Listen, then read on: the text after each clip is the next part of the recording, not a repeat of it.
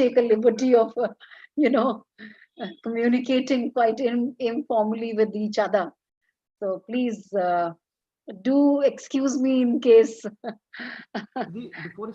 I have been very informal, but yet, of course, a very warm welcome to you, sir.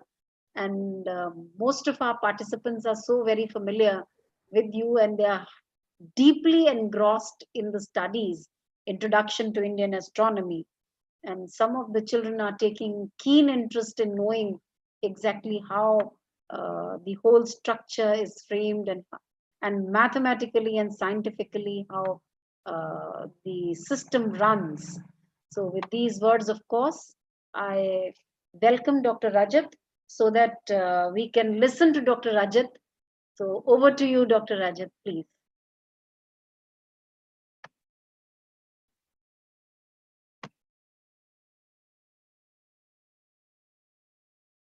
Yeah, thank you, ma'am. Let me try to see my screen sharing.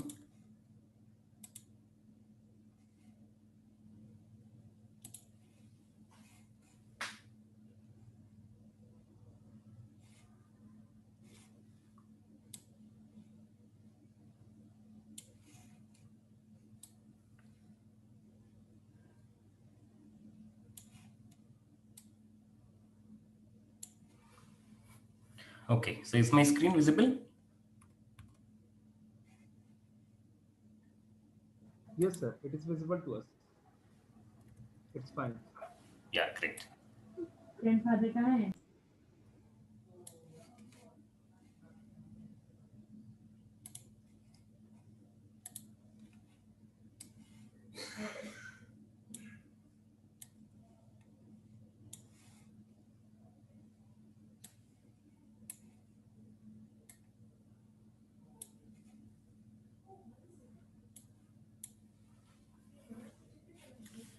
All right.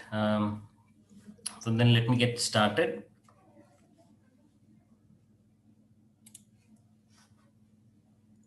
Okay, so this is what we had just spoken about before we broke for lunch. So here is the summary slide. Okay, so I'll flash this just as we wait for more people to join in. Okay, so 1 year, as we call one samvatsara, is divided into two halves, two ayanas. Ayanas is essentially the movement of the sun here.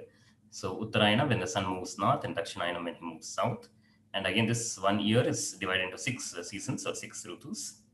Then one masa we have seen, this is based on the movement of the moon, right? That is divided into two pakshas, Shukla and Krishna, and each paksha has 15 tithis, and based on the moon's revolution around the earth, 27 nakshatras or star patterns are identified to keep track of the movement of the moon. Okay, and then after the Panchanga, the Tithi and the Nakshatra have astronomical connections. The Vasara is something which has been come much later, maybe for convenience, the 7-day week concept. Yoga and Karna are the calculations which are there for redundancy, just to make sure that there are no errors in the other calculations. And we saw the couple of examples and nice imagery, although we don't understand fully what this all means, but there's very nice imagery which can inspire us not to get bogged down by difficulties and hardships of life and continue. All right, so with that, let me continue. So there is this important concept of Adhikamasa, which is there in our tradition. So as we have seen, an average lunar month, which can be defined between two Amavasyas or two Purnimas, is 29.5 days. Okay, so here this is accurate only to the first decimal. Second decimal I'm dropping off because here I want to convey the concept more than the accuracy in the numbers. Okay, the accurate numbers you can always go up and Google or look up some lectures or read some papers, you will get all the details. But here I want to focus on the concept.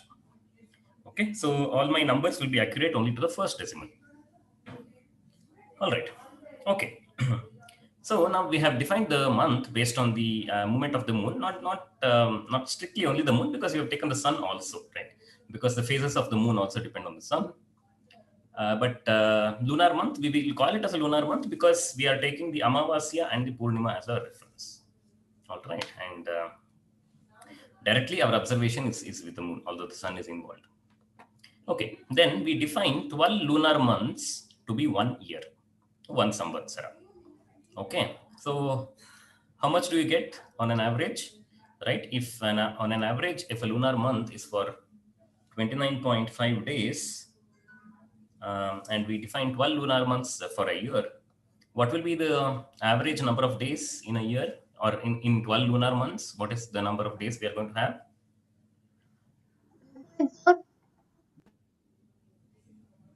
Sorry? Is it 2.4? That is correct. Yes.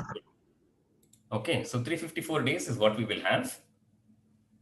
Again, as I said, so this number which I've shown is only accurate to the first decimal, so it's okay. We'll take a whole number, not a problem. But we have already seen that the average solar year, depending on whether you take the tropical or the sidereal, that will be 365.25 approximately. Again, this is accurate only the first decimal. So what happens?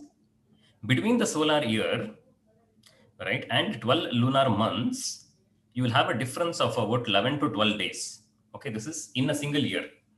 Right, in 1 year, you will have a difference of about 11 to 12 days.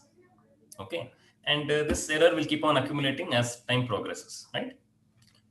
So should we do something to correct this error, right?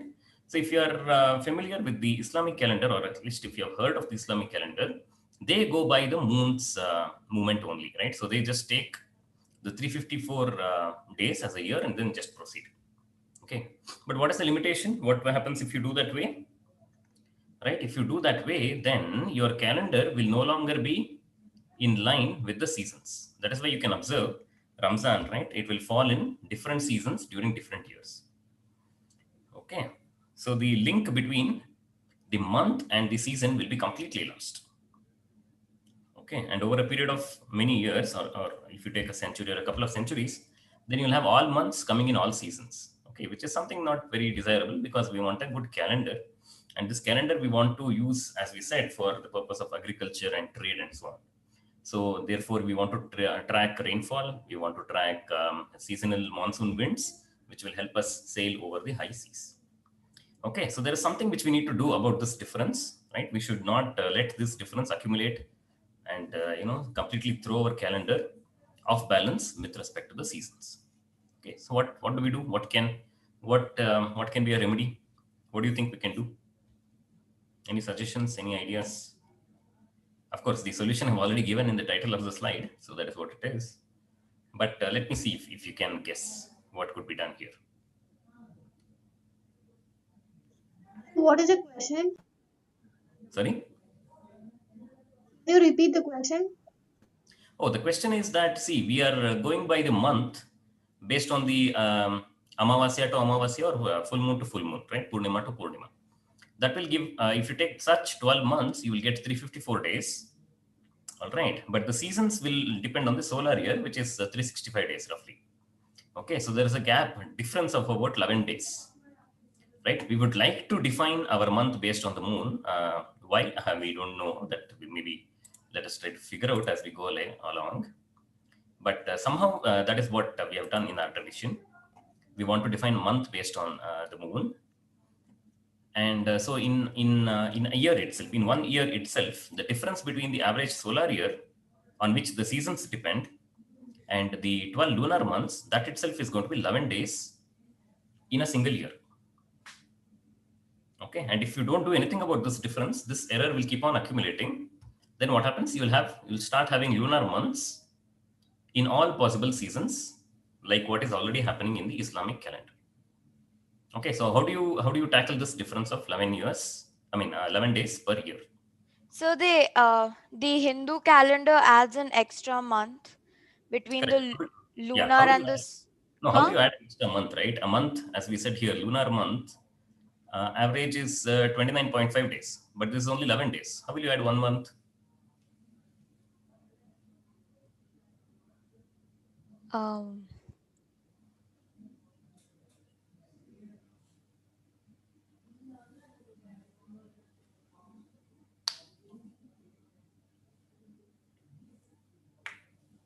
Okay, so what do? You wait for this 11 to become close to 29, right? That is what you do.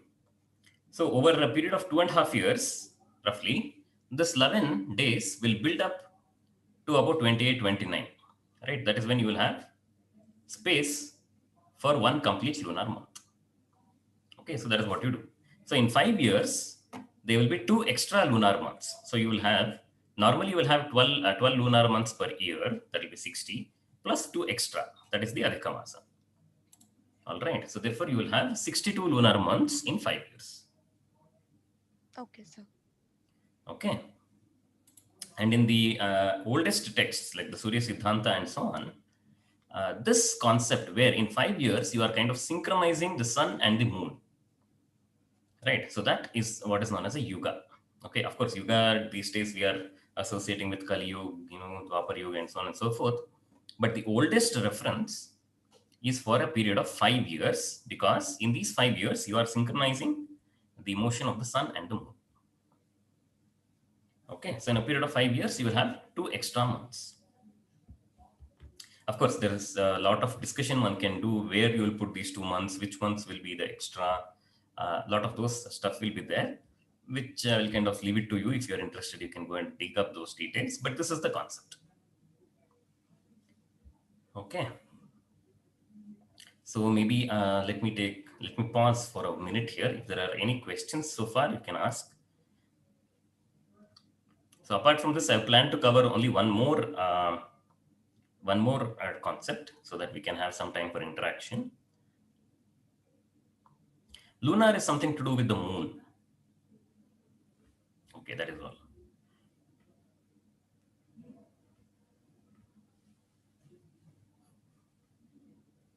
So where do they usually add this month? Yeah, that's a good question. So what happens is, see, this is a concept which came later on. Of course, initially you can think it's arbitrary and then you can just do something. But later on, people have thought about it, and what they have done is the sun's motion also they have divided into 12 smaller pieces, which is called as a Rashi. Okay, so what happens? You will have in 5 years, right? If you just divide the path of the sun called the ecliptic into 12 parts called Rashi, then the transit of the sun from one Rashi to another Rashi will be called as a Sankranti, which we just saw in the beginning of the morning's session or the pre-lunch session. So therefore, in 5 years, you will be having 60 Sankrantis, right? Because by definition, we have split up the ecliptic into 12 parts. So therefore, in a solar year, you will have 12 Sankrantis. So therefore, what happens? In 5 years, you are going to have 60 Sankrantis, but there will be 62 lunar months. Okay. So you just identify which is that lunar month where you do not have a Sankranti, right? In 2 lunar months, you will not have Sankrantis, right? Essentially in 5-year period. So you pick up those 2 months and call them as the extra months. So that will be the Adhika Masa. Okay, sir. Yeah, but this is kind of arbitrary, I would feel, but it's a nice rule which is available today so that you can fix without ambiguity. And this is the reason why, if you observe the Chandramana Yugadi, it will keep shifting with respect to the Gregorian calendar, right? For example, last year we celebrated Yugadi on April 4th or 6th, was it? And this time we had it sometime in March 25th, right? That is this 11 days. It will keep shifting by 11 days. And then every other year or once in 2-3 years, right? It will be in March, then it will go to April and then again come back to March. So that cycle will keep happening. That is because of this Adhika Masa. Yeah, extra Masa is called Adhika Masa. Yeah.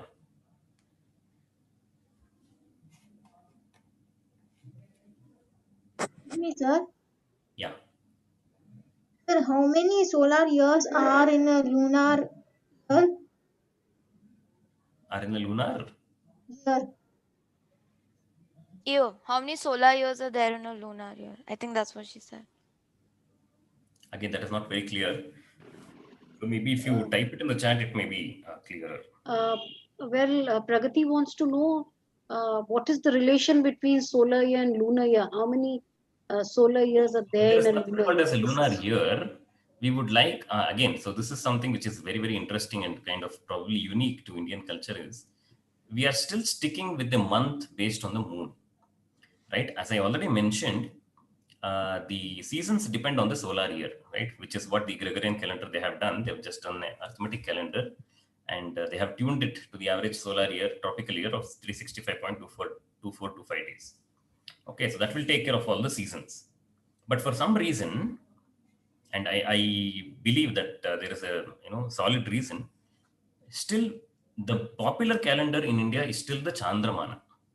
Okay, where both the sun and the moon are taken into account. Of course, we do have Sauramana that is followed mainly in Kerala, Tamil Nadu, Orissa, Bengal, and also the coastal part of Karnataka. But in majority of the other regions, interior Karnataka, Andhra Pradesh, Maharashtra, UP, Bihar, Rajasthan, right, we still follow the Chandramana calendar, Chandramana Panchanga, right, where the month is defined based on the Amavasya to Amavasya or Purnima to Purnima. Okay, when you take 12 such months, you will have only 354 days, which falls short of the solar year by 11 days, about approximately. Okay, that is why this whole concept of Adhika Masa has come to synchronize the movement of the sun and the moon. Okay, so there is nothing called as a lunar year. Okay, the year is governed by the movement of the sun only. But month, somehow we want to define it based on the moon. And there are some reasons probably that, there are certain animals or the nature itself behaves in certain ways during Purnima, during Amavasya, and so on and so forth.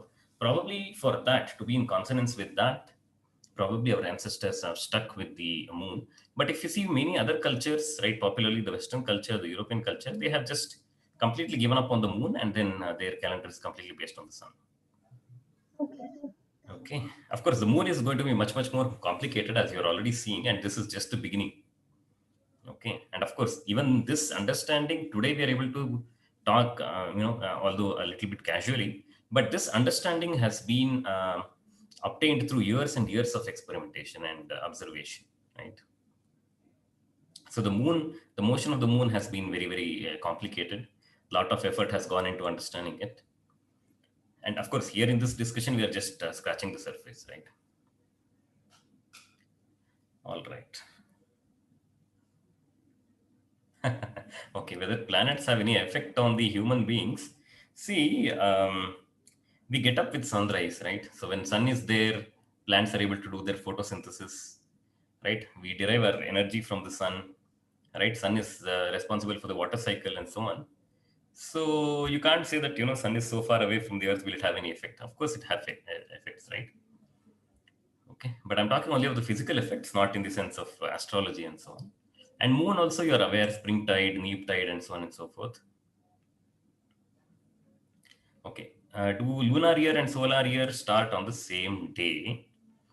Well, see, there is firstly nothing called as a lunar year. You have the Chandramana calendar, and there we define the beginning of the year as, can somebody complete, right? Chaitra Masa Pratipat, right? So that is how that is defined. In a solar year, you can define it when sun enters the Mesha Rashi. That will be called as the Mesha Masa. So with Mesha Sankranti, you can start the solar year. But okay, so that will be roughly April 14th. But we do have evidence that in ancient times, the solar year was starting with the winter solstice or the Uttarayana. That was also there. Okay, looks like the Uttarayana has been a very, very significant event in many civilizations, not just ours. Because if you just imagine, right, just imagine, for example, you are sitting in very close to the North Pole, right? Then what happens during the, towards the end of the Dakshinayana is the days progressively get shorter and shorter. In fact, I stayed for a few months in Stockholm, right? So in peak winter, so we found that, sun would rise around 9:30 a.m.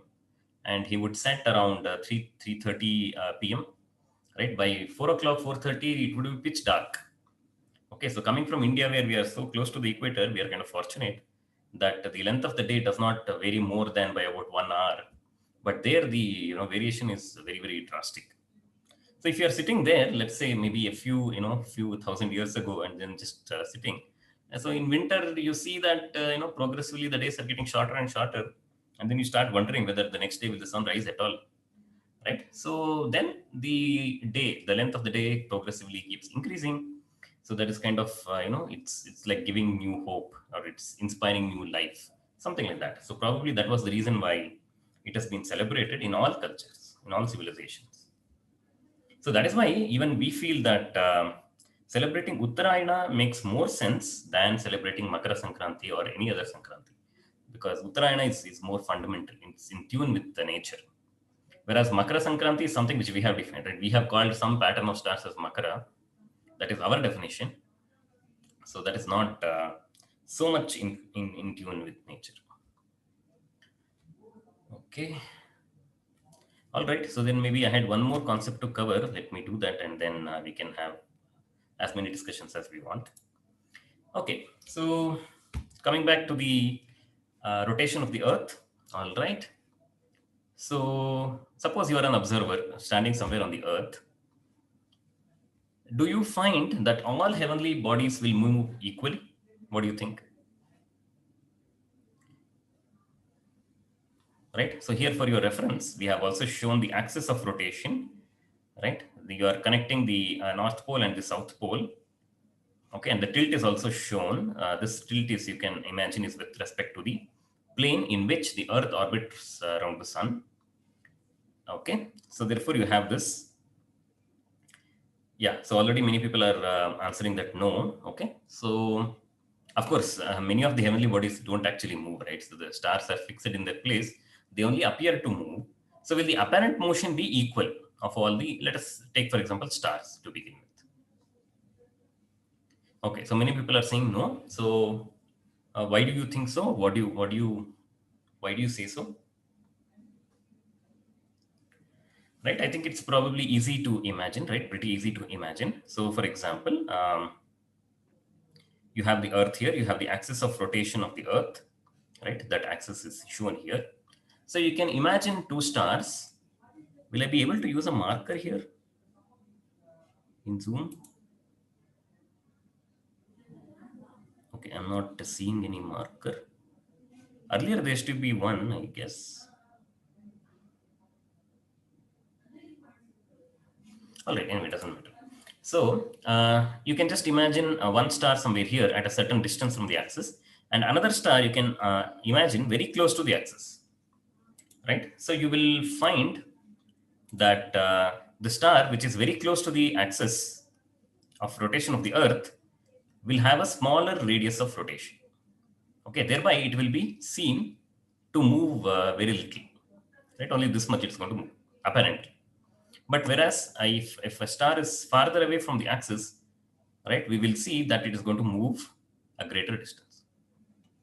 All right, but it is only apparent motion, right? These two stars are appearing to move simply because of the rotation of the Earth. Okay, so the angular velocity with which they rotate will be the same, but the amount of distance which they cover, right, if at all, that will be different, right? And that is related to the relative position or the position of that star with respect to the axis of rotation of the Earth. Okay, so now let us say, just for argument's sake, so we have this axis of rotation of the Earth, okay, PQ, okay, P is the North Pole, Q is the South Pole, and then I extend this line, right, infinitely long, and call it, let's say, P1. Suppose there was a star right in this direction. Okay, so P1 is an arrow. So of course we don't have the distance here, right? So suppose from Earth, an observer who is standing on the Earth, maybe, okay, let's say this observer himself, let us say an observer is standing here, and let us say that there is a star which is exactly in this direction, in this line, right, which is PQ extending to P1. Exactly on this line, if it happens that there was a star out there, what will be that motion? What will be the motion of that star because of the rotation of the Earth? Okay. So was that question clear? All right. Yeah. So like one person has already answered, that will appear to be stationary for an observer who is standing on the Earth. Why? Simply because that star will lie on the axis of rotation of the Earth. Right. So it is, you can also have an analogy where you have a wheel. You can imagine a cart wheel or a wheel of a car, right? So the center point of that wheel will not move. Assuming you have assuming that the wheel does not slip, or there is a perfect road with no friction and so on and so forth, the center point of a wheel will not move, right? It's stationary. Similarly here, right? Ideally, a star which will point in the direction of the axis of rotation of the Earth will not move. That will be stationary. But it is not guaranteed that you'll have a star there, right? If a star happens to be there, it will appear to be stationary to an observer who is standing on the Earth. Okay, so I hope that concept is clear. And as you can expect, that star is called as the pole star. Okay, that is the pole star. If it exists, it will be the pole star. If it doesn't exist, then we don't have any particular pole star. All right. Okay. So yesterday, when we introduced the concept of astronomy, we said you can do three things with it: Dik, Kala, Desha. Okay, Dik, Desha, Kala. Okay, Kala we have discussed quite elaborately. Okay, now we'll let us look at briefly about the location. How can you get the location of a place? Okay, so just imagine. So suppose this is the equator of the Earth, the circle which I'm showing, and then you are at a certain latitude, right? So this is latitude, right? You're able to see that phi is the latitude. Okay. Maybe if you are at a place like Ujjain, so this latitude will be close to 23 degrees. Okay, so let us say there is an observer there. Okay, and then for this observer, with respect to this observer, you draw the horizon. All right, so you'll have the four cardinal directions, north and south is shown. And if this observer, okay, looks up the sky, and with respect to the horizon in the northern direction, right, he will be able to see this pole star at a particular angle. Okay, so if this observer is able to measure the angle from the horizontal, right, horizontal to the line joining the observer and the pole star, this will give the latitude of the observer. Okay, how? This is simply by similar triangles, right? So this angle is phi. You can see this is vertical, and this angle here is phi, and this horizontal line is perpendicular to this vertical line, and these two are parallel, right? And this is perpendicular to this. So therefore, by similar triangles, you can work out that this is going to be phi. All right. So if you have a pole star, if a pole star exists, then all you have to do is, right, at your place, wherever you are, right, you could be in a desert, you could be in the middle of the ocean, or you could be at your home, terrace of your home, right? All you have to do is go to the northern direction, locate the pole star. How do you locate the pole star? Can someone tell me? Will it be marked pole star on it? No, right? How will you locate the pole star? How will you find the pole star?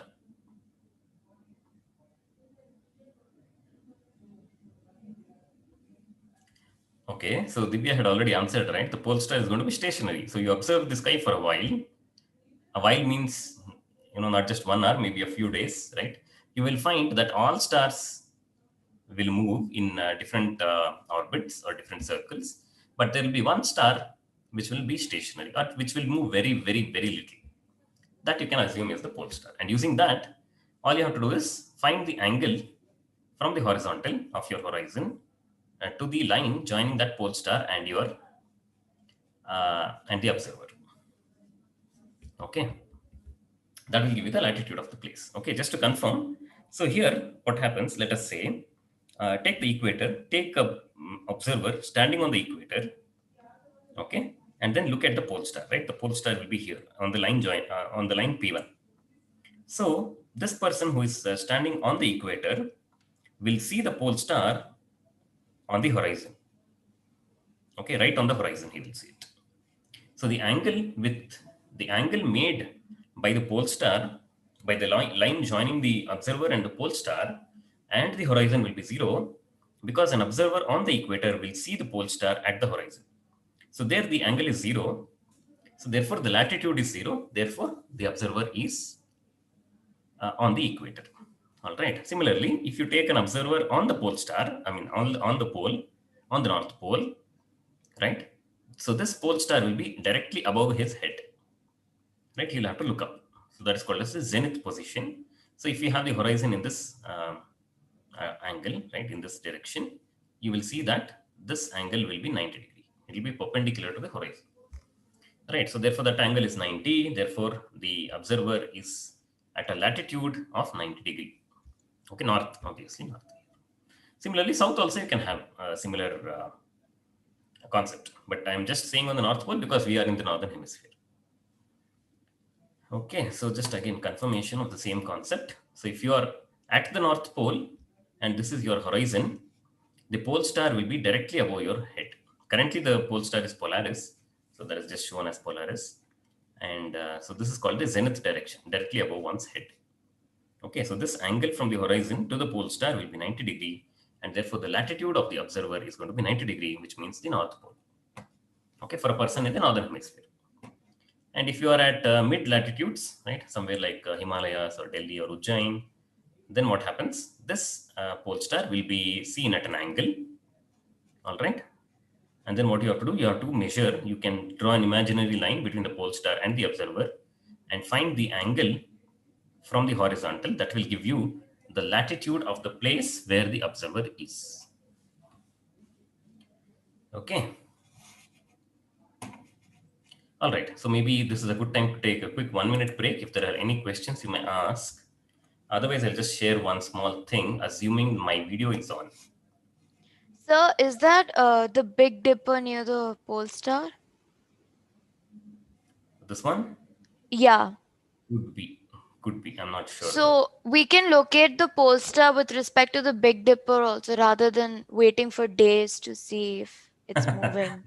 That is there. I mean, today, these days, of course, you have a lot of tools, right? You can just go up, look up stellarium and so on and so forth. If you have internet connection, you can see it on your laptop also. Okay, just mentioned, as I said, we have to, switch back and forth 5,000 years ago and now, right? Yes, sir. Yeah. All right. Yeah, so, okay. So if my video is visible, I would just like to share something. Yeah. Okay. So the fishermen, especially from Kerala, they were very, very ingenious in exploiting this concept of the pole star. So what they would do is they would take a piece of thread. Okay, just take a piece of thread and put knot on one side. One end you put a knot, and what you do? These fishermen, they are, they have limited economic resources, right? So when they go out for fishing, they want to quickly know where they are. Okay, and if you see Indian coastline, right, it is enough if you know the latitude. Okay, because typically you know where you will reach if you know the latitude of the place. So therefore, what they used to do is they used to have a thread. Okay, and then on one end they would put a knot.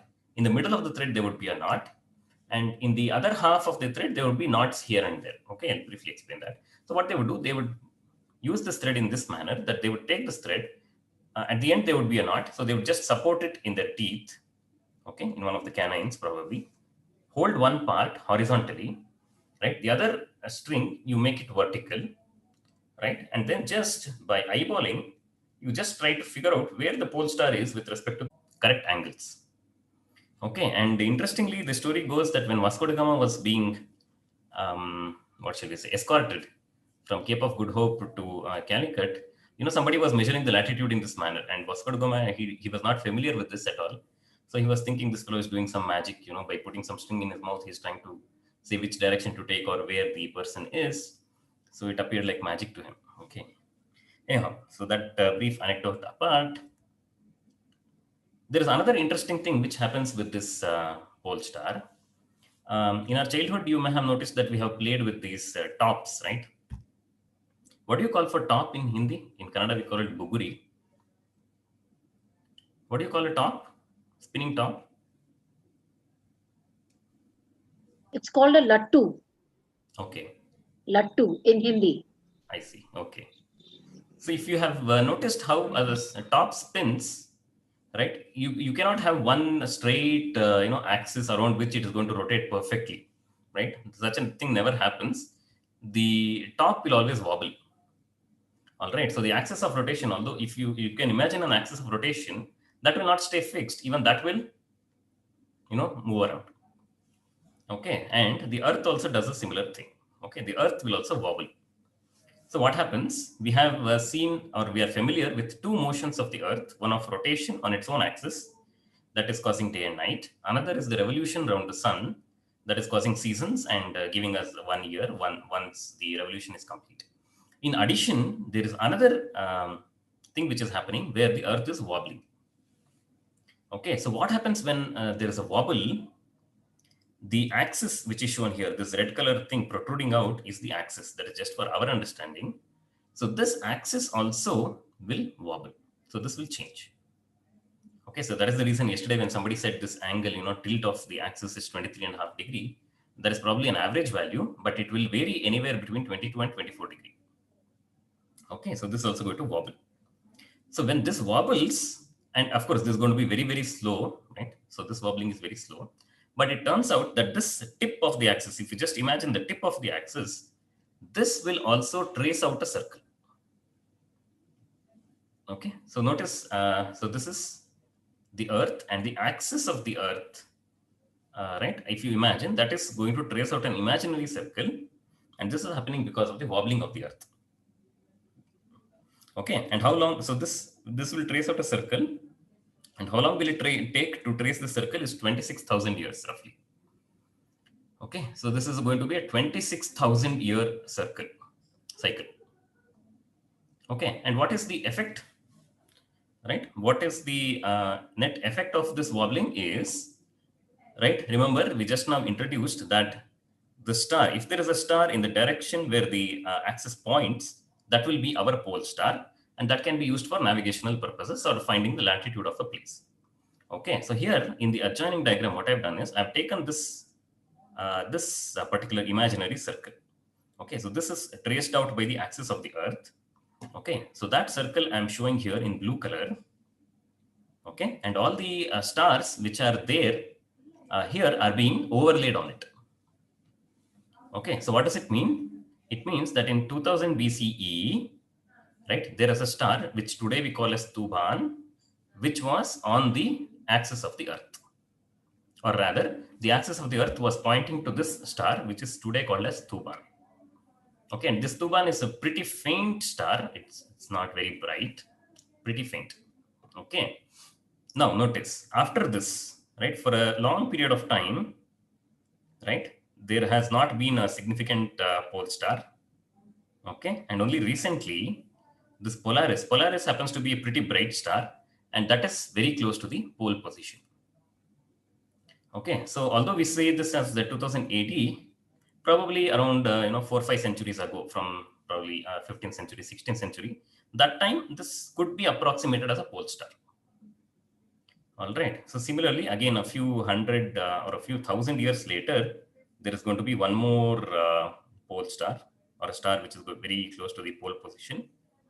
And again, a few thousand years later, this Vega is also pretty a bright star that is not exactly at the pole position, but close by. Okay, so this is how you have a 26,000 year cycle where the pole star is going to change. Okay, and this is observed by our ancestors, right? In the Mahabharata, we find instances where people are saying even the pole star is moving, nothing is stable in this world, and nothing is sustainable, nothing is long lasting, right? Even the pole star is moving. So that is how the observations are made. And when the Europeans or the Persians, when they came in contact with Indian literature, maybe around this time, right, around the 10th, 11th century, some of the Indian literature, especially the older ones like Yajurveda and so on, they were talking of pole star. So it was really confusing, right? How these people did not know of a pole star, but then you're talking of a pole star, maybe you have not done your observations correctly, or there is some goof up has happened. And even internally in the Indian culture also, we know the story of Dhruva, right? The son of Uttanapada who meditates on Vishnu, and then he becomes the pole star, right? Something like that also, those stories are there. So essentially, this is the concept, okay? So you can say confidently that probably we are the only living culture, which has memory of having seen two pole stars. right? The earlier one, but today we call Tuban, but in the olden literature, they would have just called it as Dhruva. But today we are able to identify them separately as Tuban and as Polaris. Of course, there have been older cultures like Egyptians and so on, which they may have observed the older pole star, but today they are not there, to tell us that they had recorded those observations. Okay, so I guess that is what I had to share. Maybe I'll just quickly share a video which can show you how this wobbling happens, because it's not very easy to understand. So let me try to pull up that video. So because of this wobbling, won't the seasons change drastically? Because the distances from of the latitude from the sun are increasing and decreasing. No. It won't. No, it won't. Yeah, let me just play this video and then I'll come back and try to understand your question in a better manner. Okay, let me try to share this video.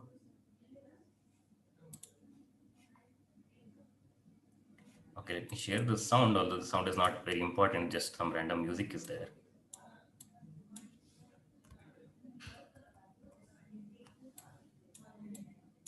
Right, okay.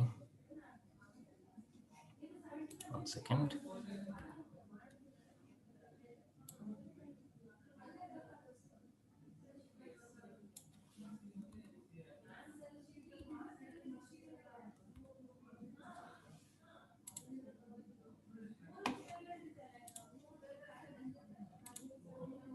Yeah, is it visible?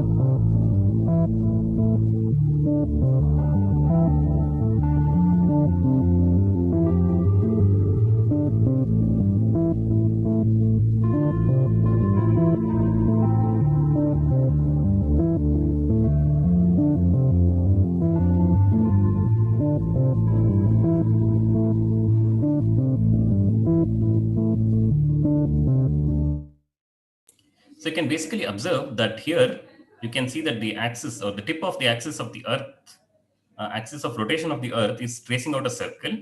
And as mentioned, this will take 26,000 years approximately to complete one circle. And here you can notice that there are a good number of stars, right, which can potentially become pole stars. But in the southern hemisphere, we don't find so many stars, right, hardly any. Okay, that is one. And secondly, there was this point which is marked as gamma or the symbol for Aries, right? So this is actually the point of equinox. Okay, and as you saw, as the video proceeded, this equinox point was moving through different constellations, and that is what was being shown here. Okay, so let me play this, continue this video for a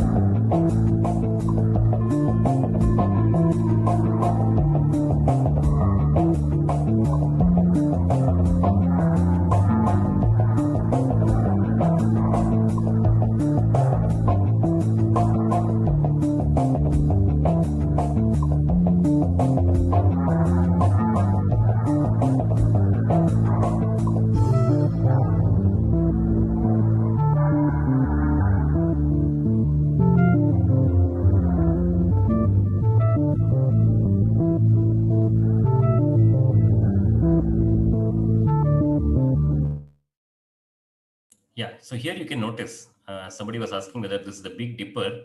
I don't exactly remember the name, but this looks like the Saptarshi Mandala, and this is pointing in the direction of the pole star. Okay, so if you have made this observation before, that also you can use as your tool. Okay, but this is showing you how the north celestial pole, the trace is shown along with the markings of the various years, right? So the pole star is also changing. You can see that here.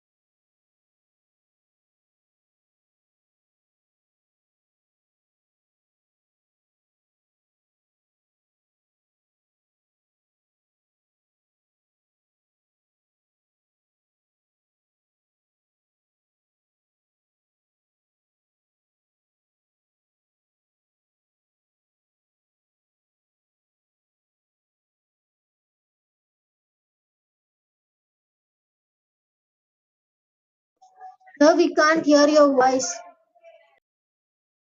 Oops, sorry, I was muted. So I was saying that, right. So although I'm showing this phenomenon as changing of the pole star, right, in this form, technically this is called as the precession of the equinoxes, because as you saw in the video, the equinox point was the one which was going through different constellations.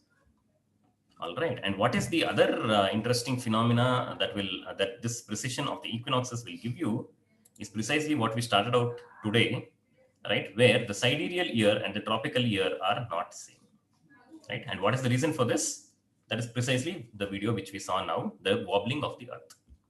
Okay, so in 26,000 years, this axis of the Earth is going to trace out a complete circle, right? So how many years will it take for this wobble to change by 1 degree? Can someone tell me? Again, it's just a simple math calculation.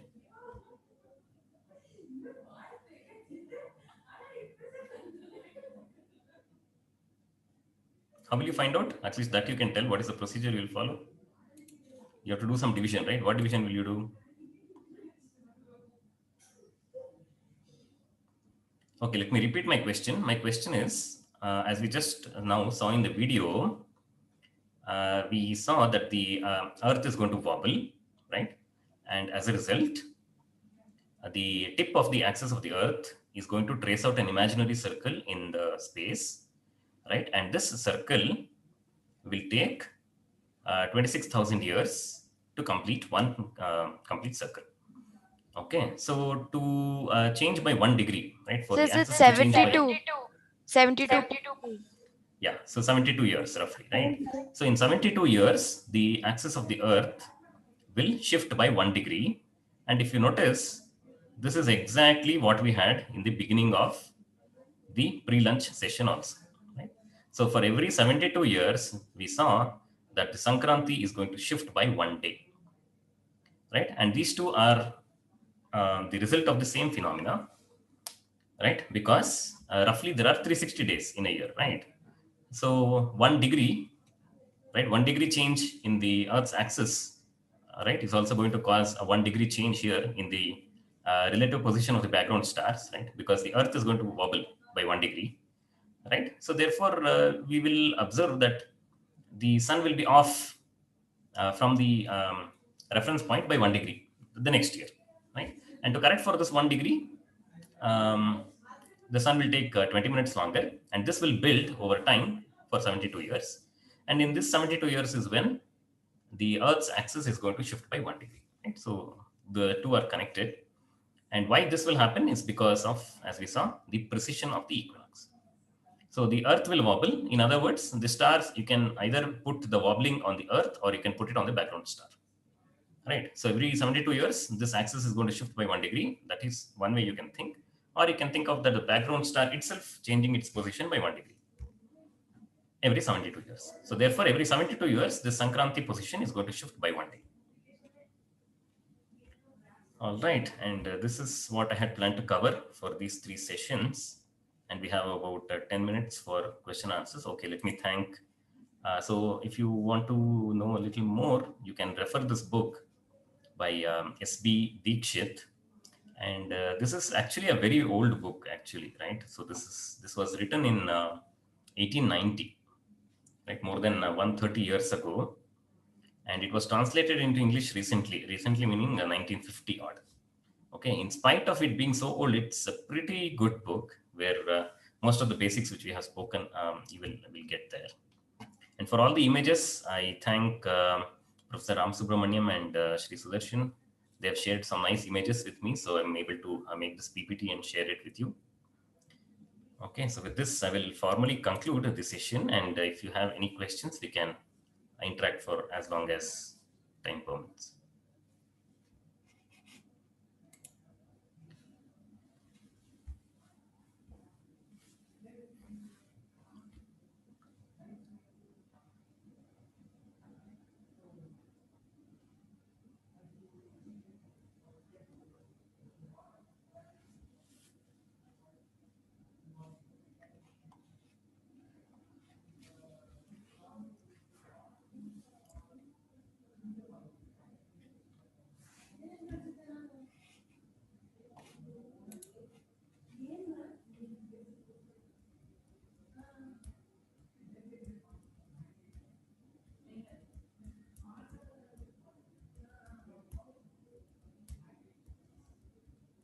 Okay, any questions?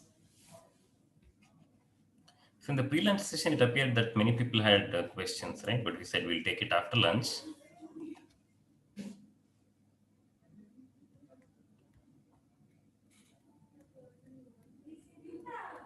Okay, thank you for the appreciation, ma'am. Surya Grahana and Chandra Grahana, is there any effect of them on the rotation of the earth? Not on the rotation of the earth. Which year was Rama born? We don't know actually. Very hard to say. All right.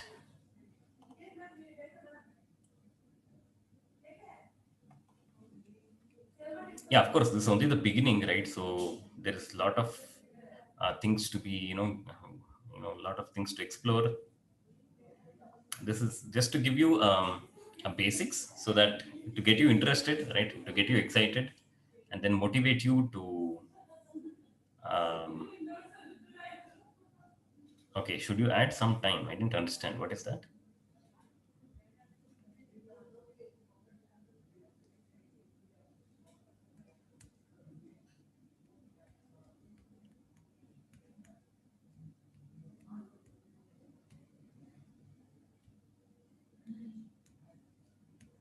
Okay, I didn't quite get that question.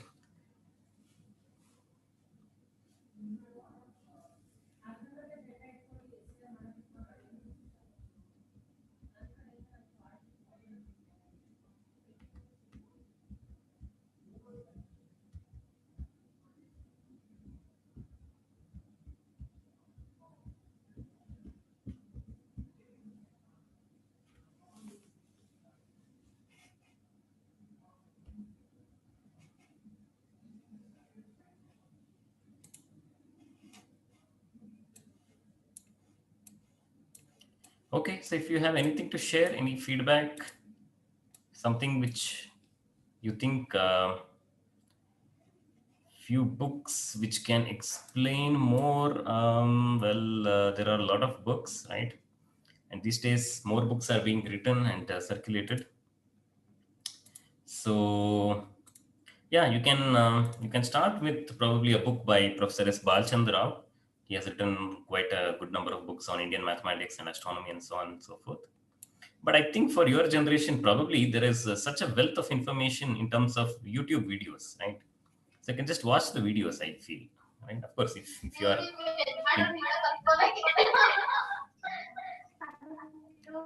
So yeah, a lot of videos are available. You can watch videos by Professor R.N. Iyengar. He He is actively working on very ancient astronomy.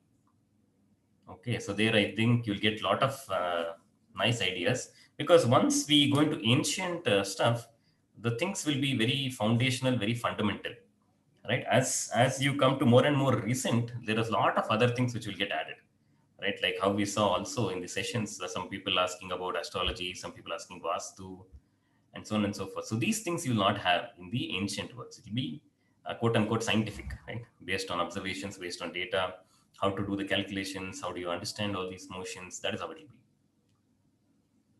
Okay. All right. So in recent studies say that the rotation of the earth is slowing down. That I'm not very sure. How will it affect the calendar?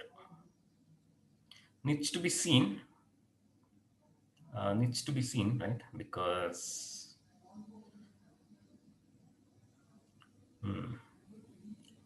can we predict in same way for all planets? Of course, yes. Of course, there is a lot of that's what the ancients focused on the sun and the moon because they are most important for calendar. And why do you need the other planets? It's not completely clear. We are trying to understand that. But yes, a lot of work has gone into other planets also. Okay, Earth is not a perfect sphere, so how do we calculate the correct degree of position? That deviation will not matter that much. So you can assume it is a sphere and then you can go ahead. If you want very, very accurate results, then you can see what correction factor needs to be done. But so far in my basic understanding, I have not come across any situations where this is giving significant errors, right? Okay, I've heard that in 2050, there'll be 25 hours each day. Is it right? Maybe. I've not thought about it. Is the poles of Earth are changing? That could be the magnetic poles. They say that that will keep shifting. I've not dug much deeper into that. Why correction has not been done for 23 days difference in Gregorian and Indian calendar? No. See, you can't do like that, right? Why is the 23? Oh, you mean to say, that can be easily done actually. See, if you notice, these days we are giving all our holidays based on the Gregorian calendar only, right? Somebody was telling us in the Mysore Gazette, somebody has written in the Mysore Maharaja Gazette that, Makara Sankranti is Uttarayana, 14th January, and they've passed an order, and the Karnataka government is going by the same.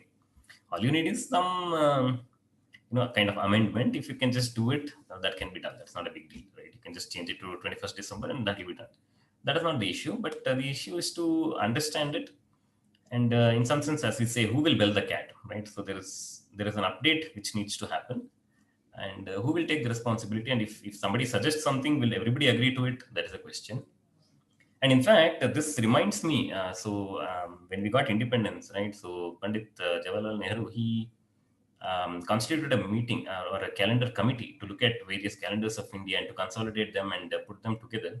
It was done. They submitted some report, but somehow it was not implemented. So maybe you can go look it up. You just Google for it if you get that calendar, and then see what they have done. I have myself not looked at it very closely. Yes. What is dark matter? What is? Dark matter. Oh, that is not very clear. What did you ask? What is dark matter? Dark matter. Oh, that is something which you don't know. Okay. We don't even know if it exists, right? Anyhow. Okay, so there is another interesting question here. Is there a relation between mythology and astronomy? You have to be clear on what you mean by mythology. And it turns out, yes, that is there. Right? So there was one astronomer, I forget his name now. He has done some work on this. He's published a whole book on this. Right? Especially around 3,000, 4,000 years ago, the visible sky was much more active. We had a lot more comets back then.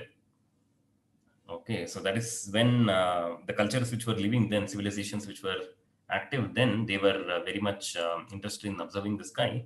And then there is a lot of stories which have been coined. For example, one story I can tell you, right? This occurs in the Yajurveda, where we spoke of the 27 nakshatras, right?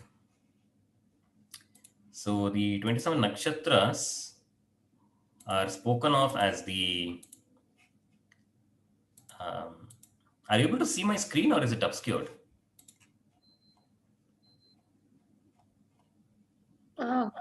We are able to see, but there's a window with names of participants on it. Acha, acha, acha. Okay, I am seeing how to get rid of it.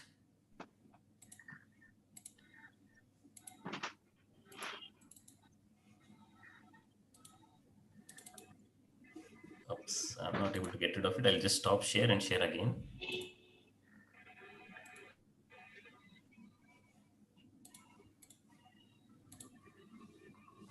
All right, so yeah, here we are, right? So these 27 nakshatras in the Yajurveda, they are said to be the 27 daughters of Daksha who are given in marriage to Chandra, and Daksha instructs Chandra to treat all of these 27 daughters equally.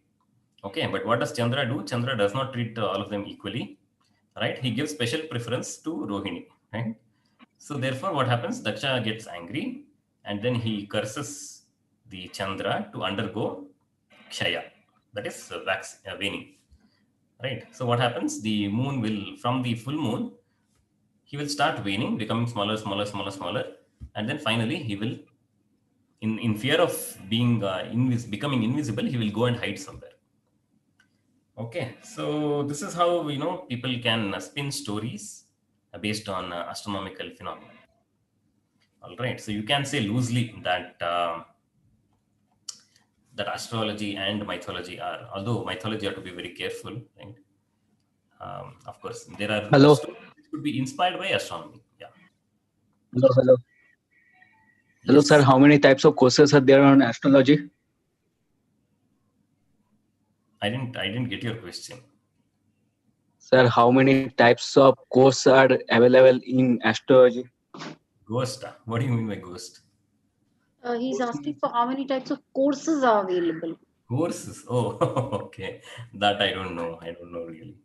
But you can go on. See, for example, there is one NPTEL lecture series on Indian mathematics and astronomy. So probably you can look at it. And these days we have a Swayam portal, right, which has integrated various courses from various universities. So there, I think you will be able to find some courses. Although I have not done one myself, but you should be able to find there. Okay. Stars in Saptarshi Mandala representing Saptarshis. Yeah, that is not very obvious. Yeah, but yes, we do have stars which are named after rishis, right? Agastya, right? Agastya is associated with the star Canopus, which we are coming to know recently. Yeah, that is something which we are also wanting to know. Why doesn't moon change its side during movement? Actually, it turns out the moon actually changes. Moon is also rotating on its axis, but interestingly, the period of rotation and the period of revolution of the moon are the same. Okay, so see, for example, the Earth rotates on its axis for every 24 hours, right? One day. But the moon takes roughly around 29 days to complete one rotation on its axis. Okay, so therefore, when we look at a full moon, right, it would have completed one revolution and it is showing us the same phase. So every full moon, we see the same phase. That is because the rotation, the period of rotation of its axis and the period of revolution around the Earth happen to be the same. So that is the reason we get the impression that we are seeing the same side of the moon, typically because we see the same side on the full moon. But the ones which we don't see, right, on the Amavasya or the other side, that is actually rotating. Okay. What are zodiac signs? Okay, so what happens is, as we said, you have stars which will be there on the ecliptic. Okay, that you divide that ecliptic into 12 regions, right? They are the rashis. Okay, so zodiac is the belt which is around 5 degrees above the ecliptic and below the ecliptic, because that is where all the action happens, right? The sun moves in the ecliptic, and interestingly, all the planets, including the moon, they will all move in an orbit which is plus or minus 5 degrees from the ecliptic. So that belt is called as the zodiac belt. Okay, so most of the time we are interested in the stars which are in that belt, although some bright stars are slightly off that belt, but majority of them are, and all the planets, sun, moon, all are in that zodiac belt, which is about a 10-degree belt, right? 5 degree on either side of the ecliptic. So that is why it's called zodiac. So there's so much talk about the dark side of the moon or the far side of the moon. Mhm. Apparently, we have our astronauts have been able to have not been able to land on the dark side of the moon, or we have not got images of that side, or something of that sort. So, what is that exactly? Oh, I don't know. I don't know. See, Um, most of the time I've been focusing on how you observe these heavenly bodies from Earth. Not thought much about how you will actually go and land there and observe there. Sir, I mean, again, going by what you said, I mean, the dark side of the moon will like forever be, unexplored because it barely gets any sunlight. And since the rotation and the revolution of moon are in sync with respect to the Earth, you'd never be able to, go there. So it'll always remain a mystery. Now you should be able to go there, right? What limits you from going there? Just So that you from the don't, Earth, you don't see the other side, which is lit up. That is all. okay. No, sir, like, but then you won't be able to land there because first thing, you won't have light, and second thing, it would be obscured from the sun, right? So what? So I don't think you'd be able to like power your, whatever lander you're going to, unless you have like the single use battery. I don't think you'd be able to power your lander there. Yeah, that could be an issue. But when you are going towards that dark side of the moon, you will still be able to have sunlight. No, you can still use your solar cells. Only when you go to the dark side, maybe as you said, you can use some batteries. Although I've not thought deeply about these things, right? But in principle, it should not be impossible, I feel. Although I don't know what will be the utility of going to the dark side, though. But anyhow. Okay, so there is one faculty asking after Varaha, anybody added what in 6th century?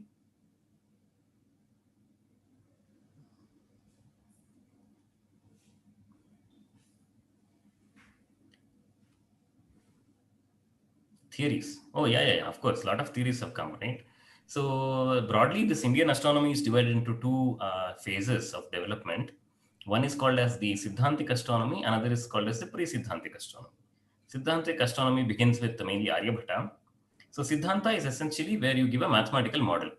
So you have done your observations and then you give your mathematical model, right? You have other Siddhantas also.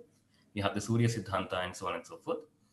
And that is one. Siddhanta is where you give a model, right? So for this model, all you have to do is you have to observe, make a few observations.